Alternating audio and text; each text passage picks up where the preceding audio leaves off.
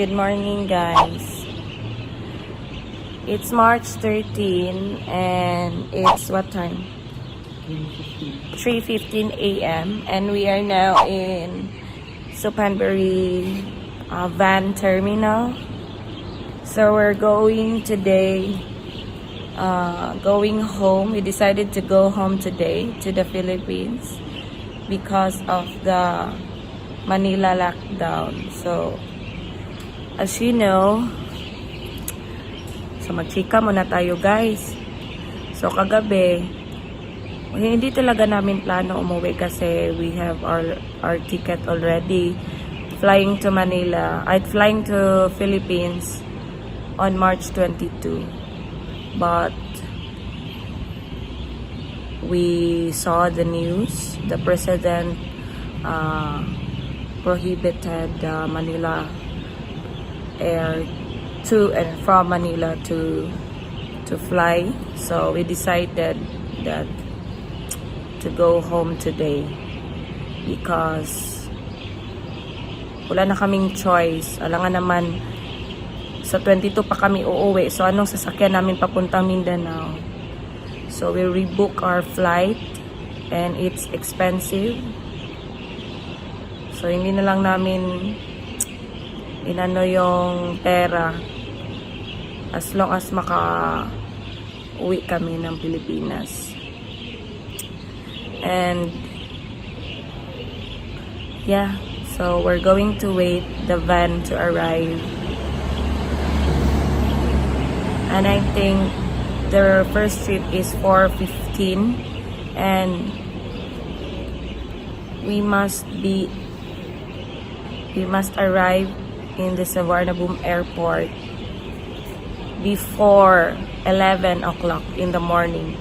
So let's go. Are you okay? Hi guys, update. Nandito na kami sa Suvarnabhumi airport. So we're here in their cafeteria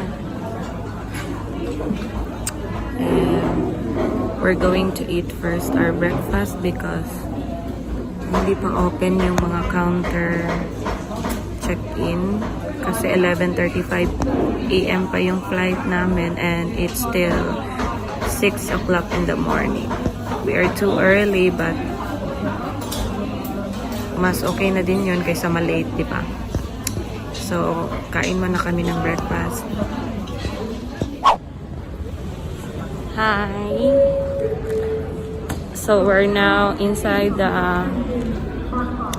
gates of the Suvarnabhumi. We just had our immigration and we're ready to go. We will just wait for the boarding and we will find a charger because naiwan ni Brian yung charger niya sa apartment. So maghahanap kami ng charger. So, di ba nakamask ako pero nakalabas ang ilong.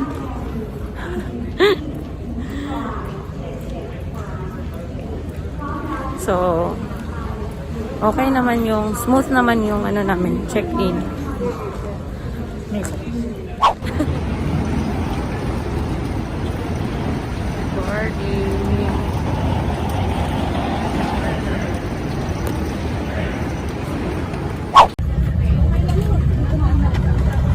Boarding. We're boarding now.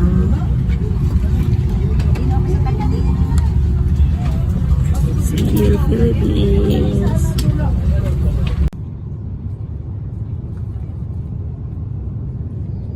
One eternity later.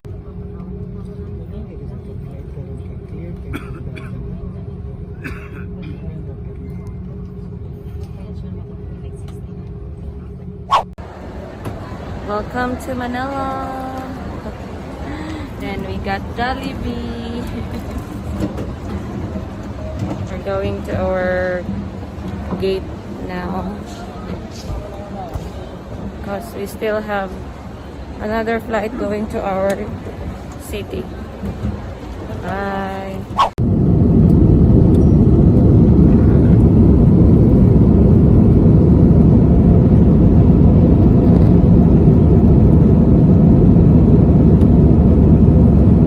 Days later.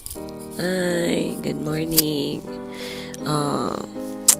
It's March 15, 2020, and it's been 2 days that we came home from. I am now in self-quarantine. I am in my room in our house.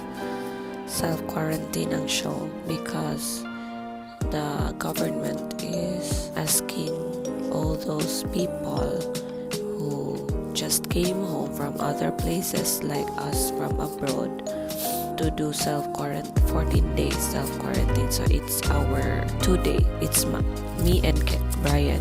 It's our 2 days self-quarantine.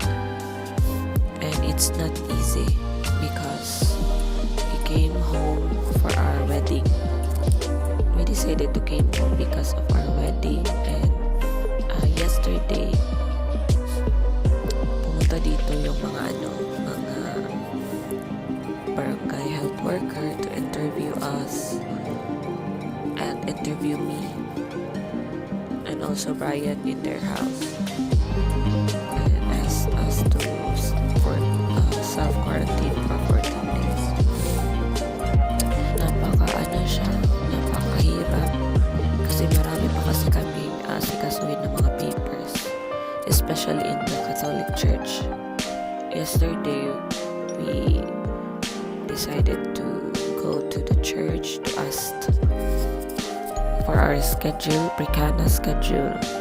The secretary will just ask first the parish priest. Until this morning, nag-message sa akin yung secretary.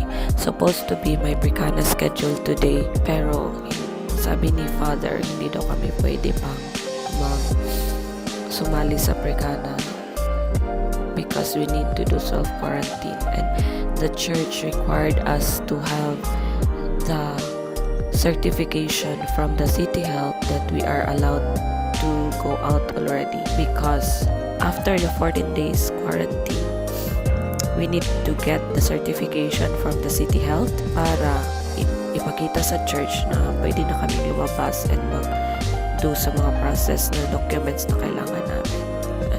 Hindi ko maano ba na grabe yung struggles ngayon.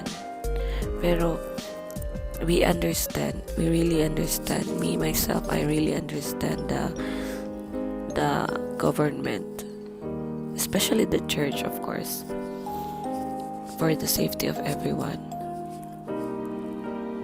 So far, I'm good. I just had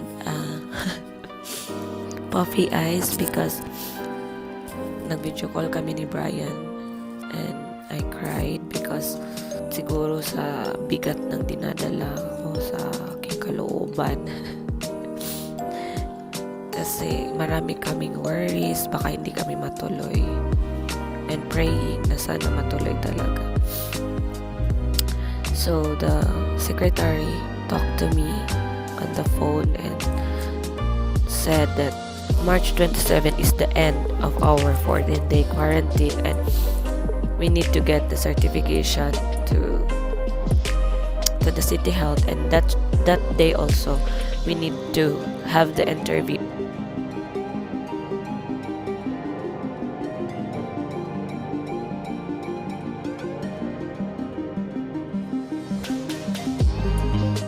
One eternity later. Good morning. So it's already March 26 and it's our we finished already our 14th day quarantine, home quarantine. So today me and Brian were going to go to the barangay health center for reporting ourselves na nahuman nami og 14-day home quarantine. So at least dili na mi PUM besh. Human na gid mi sa among pagka PUM. So, see you later.